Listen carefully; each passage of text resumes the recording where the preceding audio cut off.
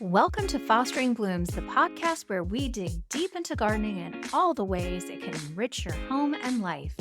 Together, we'll explore every aspect of gardening the organic way, keeping it simple, accessible, and fun. Whether you're a seasoned gardener or just getting your hands in the dirt, we're here to share the tips and insights you need to grow something truly special.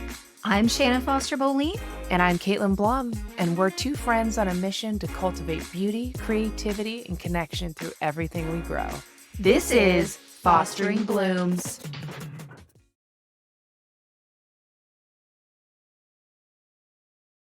Today, we are going to talk about plant families and why they are very much like the mob.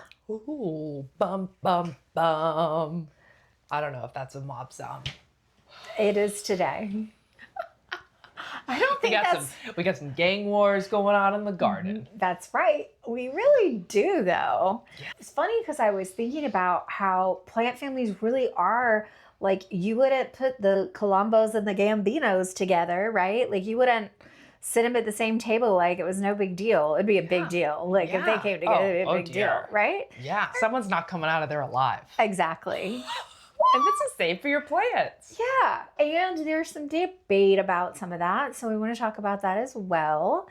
But most farmers are definitely treating their crops like mob families. Absolutely. There's lots of tradition rooted in these families. There's a long history of crop rotation. Absolutely. And if you are a new gardener, or even if you're an experienced gardener, crop rotation is a big topic and it's kind of sometimes hard to understand. So this is like a fun and easy way to kind of think about it. It's kind of a pain in the ass. I'm like, what can go behind what? I always have to look it up, and it's a pain in the ass to have to think about this. All the time, yeah. Yeah. When I first started gardening, it's the first time I made a map for crop rotation. And my friends at work, they're like, you have a map for your garden? Of course you do. Nerd. Like, they were telling me, yeah, like, nerd. But you really do need to plan. And it doesn't matter if you're doing pots, raised beds, in ground. It really doesn't matter. You want to think about some of these things. So let's talk about our mob families. We've got a little name for each family. And basically, they have their own strengths and their own enemies and their own little shady dealings that they've got going on. So we'll cover that. The first family, and I'm going to do the Latin names, is the Solanaceae family, also known as the Nightshades. Yeah, the Nightshades. The Nightshades. That's now. I don't know. We feel Maybe like they're doing like karate too. I don't know. But the Nightshade family is your tomatoes, peppers, potatoes, and eggplants, right? And a lot of people have heard about the nightshade. Mm-hmm. There's been more talk about food allergies and things like that. And some people have allergies to nightshade plants. But as far as in the garden, the nightshades, the problems with them can be soil-borne pathogens. And what kind of baggage does the Nightshade family drag around? Well, like blight and nematodes. Nobody wants those. The way to head some of that off at the pass is to avoid planting them in the same location for 2 to 3 years. For example, in my garden, I very intentionally set up 4 sets of double arches. I've got tomatoes here in year 1, and now they're here in year 2, and then they're going to go over there in year 3, and then they're going to come over here in year 4. Look at you trying to keep all the mob families happy. Yes, ma'am. You want to really think about your nightshades and what things you don't want to plant them with. We're going to go through the families first. So let's talk about the next family, the Brassicaceae. Or the Crucifer Crew. So what do we have? Those are your broccolis, cauliflowers, cabbage, your kale. Yeah. I feel like I am better at remembering those as a family. When I think of the, Right. the Brassica family, I really do think of those together. They're kind of easy to remember. And you said the Brassica family, which is the shortened version of the Latin name. And the one thing with the Brassica family that makes it easier to remember is that they tend to have big leaf structures. Like things we didn't say that would be included in that would also be arugula. If we remember my flea beetle trauma that I had this year, the Crucifer Crew had a hit job come after them. Flea beetles. I don't know. We need to give the pests a family name. Okay. So what's their baggage? So they've got some baggage that would include, you've already mentioned one, flea beetles, cabbage moths. They look so pretty fluttering around, but you see those little holes in your beautiful cabbage leaves? Yep. It's from those puppies. They're taking a little munch, as well as clubroot. I don't think I've encountered clubroot. No, I haven't either, but I don't want to. Let's not find out. No, thank you. No, thank you. So how do we combat this Crucifer Crew issues is don't follow one brassica with another. So if you have kale somewhere, don't follow it with cabbage or something else. You need to pick something from another family. Correct. They're leaving their residual mob issues there. Right. Don't compound the issue. Switch it out. Switch out that turf with another family. Yeah, exactly. There are some families it's better to have come into that territory after the other one leaves. So we'll talk about that. That's right. You want another family in that spot in the garden after they're done bolting. Yeah, after you pull them out and get done. The next one is Fabaceae, which is also known as the Legume Syndicate. I love the Legume Syndicate. Watch out. Whenever we talk about legumes, like people know usually that that's beans and peas and lentils. So the great thing about anything in the legume family is peanuts. Oh yeah, technically you're right. Who's yes, growing ma'am. peanuts? Woo, yeah, right. For all the peanut farmers out there that didn't already know this, fixes nitrogen in the soil, which is great, which is really, really great. And that is something that's hugely beneficial about that family. The thing about it is that you don't want to follow beans after beans. I am taking a little bit of a risk because I did some snap peas this year up my trellises. I mean, they've only been in the ground for 3 months, but I am going to follow them with beans. After that, I'll rotate it and have a different crop in there. So I'm not worried in such a short period, but I wouldn't follow them like year after year. Switch it out and let another plant benefit from the nitrogen that they've fixed in the ground. Yes, and there's certain crops that benefit most from that, which we will touch on. The potential baggage with beans is you can get certain pests. You can get aphids. There is a bean aphid. I haven't really had that so much with beans. I have not grown a lot of beans. You've definitely done more than I have. And you know what? Let me ask. I feel like I'm asking a dumb question, but this is the space to do it. Green beans would obviously be in this. Yes, green beans are in this. And so I don't think I've had a lot of pests that have messed with my snap peas, green peas, or green beans. And that's kind of the extent of beans and peas that I've done. You've done a little bit more. You're going to be doing a little bit more. I'm going to do a lot more. Hopefully, I'll get them in the ground. The green beans, you can definitely get some like rustiness on it. Usually, I don't get the powdery mildew with them, but theoretically you could. And then also bean beetles. I've never had anything with snap peas that have been an issue with pests. I really haven't had any pest issues with green beans before either, and I've grown several varieties.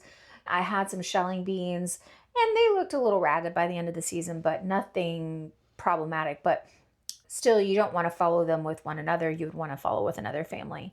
The next and final family is the Cucurbitaceae, which is a mouthful, or cucurbits, also known as the Gourd Family. Yes. And that's pretty self-explanatory, but it might not be. Right. There's one in here that, you think of gourds. There's something else in this family you wouldn't think belonged. This is the black sheep of the family, is cucumbers. Oh, yeah. You know? Well, cucurbit Cucurbit. There Get out of you go. here. Get out of here. Get out of here. here. So, I mean, I think of gourds, Yeah. obviously, in general. Melons, pumpkins, your acorn squash, butternut squash. And your regular squash and your zucchini. regular squash, and cucumbers are part of that too. And so that is actually not a very self-explanatory family that I always think about all of them together. But Right. when you say cucumber and their beautiful Latin word, you know, that makes sense. The good thing about Latin is that it's no one's first language.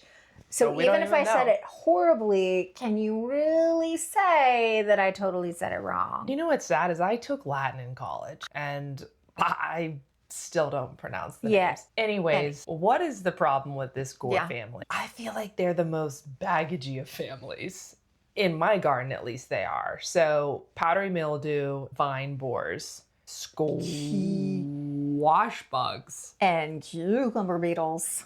They're just, God, they're a problematic bunch. Here's the thing with tomatoes is the thing I worry most about with tomatoes is blight, followed by blossom end rot, which usually blossom end rot you can control by not having infrequent, inconsistent waterings. Like if you handle watering right, you're usually going to be okay. So blight is kind of the bigger issue that I worry about with them. And then those stupid leaf hoppers have come along and they didn't really wreck them too bad. But with cucumbers, I will always get cucumber beetles. I don't care if it's the first year planting where I am, they will find that plant. And with squash, any kind of squash or zucchini, I will always get squash bugs. I don't care if you've never planted in that space before and they don't even seem like they exist in that area. So it's really a matter of like trying to manage those plants really early. Yeah. Airflow is really good for the powdery mildew. That is one thing you can do. And there are some sprays you can use that are organic to kind of help with that early on. But at some point, you just get tired of doing it. You know? I'm tired of dealing with your shit. Yeah. Yeah. And another thing you can do too, and this is important, is succession planting. Like I've planted some cucumbers now. I'm going to plant some behind it. Then I'll probably plant like a couple more. And then I can rip out any vines that are getting kind of chewed up and just totally trash it. Don't put it in the compost. Like you got to get rid of it completely so you're not leaving those bugs out to multiply. That's a great to go about it because I'm trying to limp along this cucumber plant with all this powdery mildew on it because I want to pump out a few more cukes out of it. But if you're succession planning, you know, hey, I can rip this out. It's looking gangly. I got another one coming up. I'll apply the correct applications for the pests that I've seen on my current one or the issues. Yeah. And you can combat it. So that's another way. That's great. Mm-hmm. And one thing with cucumbers this year too is I have one of my arches is in an area that gets afternoon shade. I'm interested to see how that does because cucumbers actually don't mind afternoon shade. They don't like a ton of afternoon direct sun. So I'm interested to see if it'll help with powdery mildew, if it helps with any of that. Sometimes I feel like they get a little bit of, I don't know if it's a leaf scorch, but kind of burn a little bit or white. You know what? I agree. And I think back to the first year that we were at our home in Newmarket. I put chicken wire up and they went up a side of the building and it got afternoon shade. Those are the best cucumbers I ever grew. Yeah. And they didn't get that scorch. Yeah. They got powdery mildew towards the end of the season, but I've never had part of the cucurbit family not get it. So I'm very excited to see how yours do with the afternoon shade. I am too. So the reason that these mob families that we have, right, these guys, is that a lot of it is about pathogens building up in the soil from repeated planting of one family in the same place. Pests that kind of haunt those families, those problems will overwinter there. And then it also depletes the nutrients that that particular plant needs. So if you plant tomatoes, which are heavy feeders, in the same place year after year, it's going to really deplete the nutrients, which is why typically it is good to plant peas or beans after tomatoes. It fixes that nitrogen back in the soil. Also, brassicas are really heavy feeders, like your cabbages and stuff like that. You can plant them after beans. The beauty of nature is it got all this really figured out. Like certain plants are going to do better after others. I mean, will your cucurbits fail if you put them after tomatoes?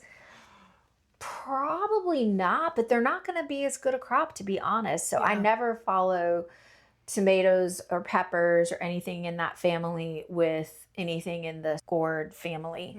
Here's a few things of what not to plant after each other and why. So you're not going to put tomatoes after potatoes. And that's because you're going to be having a Blight City fest. Yes, you will. Not Light City, Blight City, all Right. over the place.